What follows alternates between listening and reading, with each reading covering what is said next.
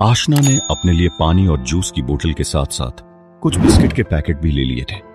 आशना ये नहीं जानती थी कि ये सारा सामान उसके लिए भारी पड़ने वाला था। जब भुगतान करने की बारी आई तो आशना गर्वित के उस 500 के नोट को खर्च नहीं करना चाहती थी। आशना के पर्स में कुछ खुले रुपए भी थे और आशना ने उन्हें उपयोग में लेना ठीक समझा था। जैसे ही आशना ने 100 रुपए का नोट बाहर निकाला वैसे ही उसकी आंखें चकरा गई थी। हालांकि लिखावट की स्याही कमजोर थी, लेकिन उसके बाद भी नोट पर लिखे आशना आई एम रियली सॉरी शब्द पर आशना की नजर पड़ गई थी। एक ही दिन में 2 बार अलग अलग नोटों ने आशना को सच्चाई का फलसफा दिखाना चाहता। वो लिखावट भी पहले वाले नोट की लिखावट से मैच खा रही थी, इसलिए सोचने की कोई गुंजाइश ही नहीं थी। इससे पहले कि आशना अतीत की यादों में गोते लगाती, वैसे ही आशना को एक अनाउंसमेंट सुनाई दिया। आशना, आप जहां कहीं भी हैं तुरंत ही एयर इंडिया के काउंटर के पास पहुंचे। 3 से 4 बार यह अनाउंसमेंट आशना के कानों में गया। आशना को समझ नहीं आ रहा था कि यह सब हो क्या रहा है, लेकिन जब आशना एयर इंडिया के काउंटर के पास पहुंची तो आशना की आंखों के सामने सब कुछ बयां हो गया था। एयर इंडिया काउंटर पर गर्वित खड़ा था। जैसे ही आशना ने गर्वित को देखा वैसे ही उसका दिल भौकाल मार चुका था। उसकी धड़कनें भागने लगी थी। फ्लाइट जाने में महज आधे घंटे का ही समय शेष था और बोर्डिंग शुरू हो गई थी। 5 मिनट तक गर्वित आशना को ऐसे ही देखता रहा। उसके बाद गर्वित के कदम आशना की तरफ बढ़े। उसके बाद जो हुआ उसने आशना को पूरी तरह झकझोर के रख दिया था। आशना, कहां से शुरू करूं? ये तो मुझे नहीं पता, लेकिन हाँ, मुझे इतना पता है कि इसका अंत अच्छा होगा। 9 साल पहले तुम्हें देखने के बाद ही मुझे तुमसे प्यार हो गया था। तुम्हारा सामान ढोना बस तुम्हें करीब से देखने का बहाना था। तुम्हारा नाम नहीं जानता था, लेकिन तुम्हारी सुंदरता का बखान रोज मेरे कानों में सुनाया जाता था। जब मुझे तुम्हारा नाम पता चला तो मैं तुम्हारे नाम में ही पूरी तरह से खो गया था। तुम्हें छुप छुप कर देखने लगा। छुप छुप कर तुम्हारा पीछा करना मेरी आदत बन गई थी। ये बोलने के बाद गर्वित ने अपनी जेब से लेटर्स का एक गुच्छा बाहर निकाला और उन्हें आशना के सामने रखते हुए कहा, ये वो लेटर्स हैं जो तुम्हें हाई स्कूल के दौरान लड़कों ने लिखे थे। वो अलग बात है कि ये तुम्हारे तक कभी पहुंच ही नहीं पाए, क्योंकि हर लड़के पर मेरी नजर रहती थी और किसी का कोई भी खत या तोहफा मैं तुम्हारे तक पहुंचने नहीं देता था।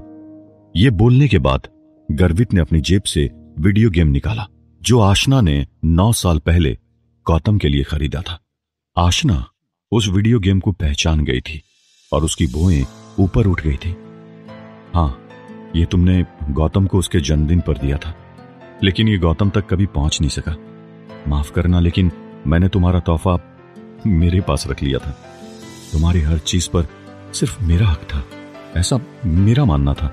मुझे नहीं पता कि तुम मेरा कितना भरोसा करोगी, लेकिन मैंने सच में तुमसे प्यार किया था। हमारी पहली डेट जो तुमने तय की, मैं उस दिन सिनेमा थिएटर नहीं आ सका क्योंकि एक रात पहले मेरे पिता ने मेरी मां को शराब के नशे में बहुत मारा था। जब मैं मेरी मां के बचाव में गया तो मेरे पिता ने मुझको भी नहीं छोड़ा। मैं 2 दिन अस्पताल में भर्ती था। कैसे आता? जब तक आंख खुली डेट की तारीख निकल चुकी थी। इन शब्दों को सुनने के बाद आशना की आंखों में आंसू आ गए थे, लेकिन गर्वित आज रुकने वाला नहीं था। मैंने मेरे माता पिता को हमेशा लड़ते हुए देखा था। मुझे लगता था कि शुरुआती प्यार बहुत अच्छा होता है, हमें सब अच्छा अच्छा लगता है, लेकिन समय के साथ साथ वो प्यार फीका पड़ जाता है और उसके बाद प्यार नहीं रहता। बस इसी वजह से मैंने तय किया कि मैं तुम्हारे साथ किसी भी रिश्ते में नहीं आऊंगा। मेरा यह निर्णय मैंने जल्दबाजी में नहीं लिया था। मेरे लिए देशभक्ति का सपना मेरा जुनून था और बस उस जुनून ने मुझे तुमसे हमेशा के लिए अलग कर दिया।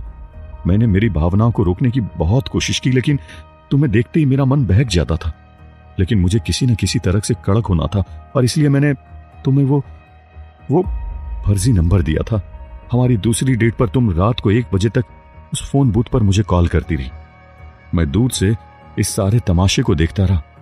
तुम वहां से चली गई, लेकिन मैं पूरी रात उसी जगह पर खड़ा रहा। जितना दुख, कष्ट और पीड़ा तुम्हें हुआ, उससे कई गुना ज्यादा कष्ट, दुख और पीड़ा मैंने झेला था। आशना, तुम बहुत भोली हो। तुम मेरे इरादों को समझ नहीं पाई। और मैं कितना भाग्यशाली हूं कि मेरे प्यार ने उन इरादों को समझने की कोशिश नहीं की, क्योंकि अगर की होती तो तुम 8 सालों तक मेरा इंतजार नहीं करती। मेरी परेशान करने वाली औरत।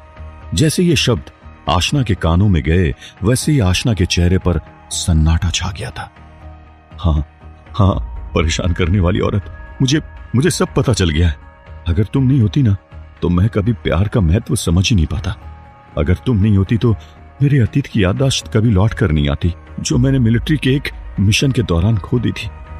अगर तुम नहीं होती तो मेरे जीवन में उजाला कभी नहीं आता।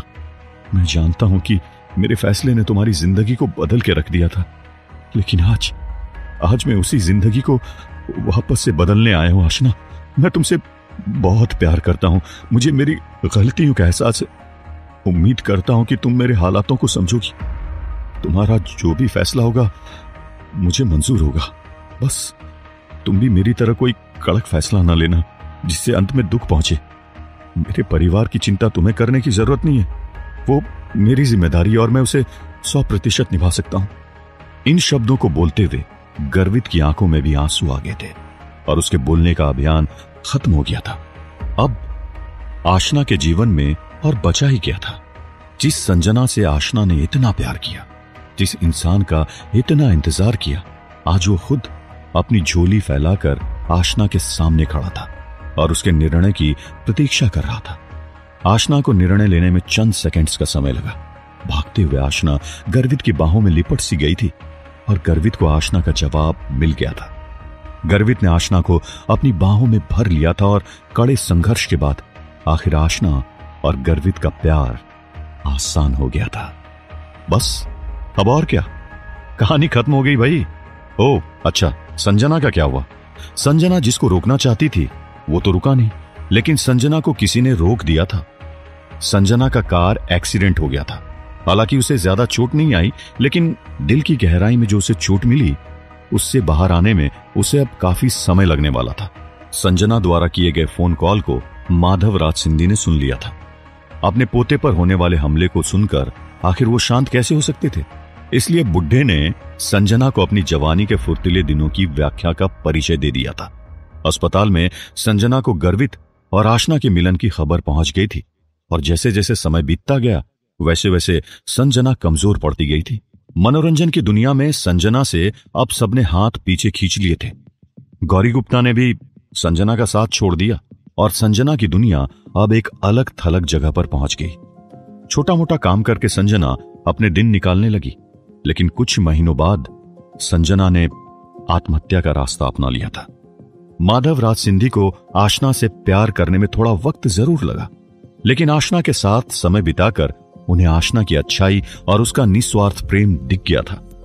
अब माधव राज सिंधी का स्वास्थ्य भी धीरे धीरे अच्छा होने लगा था। गर्वित ने कुछ महीनों तक मिस्टर अलबेला का खेल जारी रखा, लेकिन उसके बाद आशना को सरप्राइज देते हुए वो राज भी गर्वित ने उजागर कर दिया था। आज गर्वित और आशना की शादी को 1.5 साल हो गए और उनकी एक बेटी भी है, गहना गर्वित राज सिंधी। है ना मजे की बात? हो गया ना ये प्यार आसान?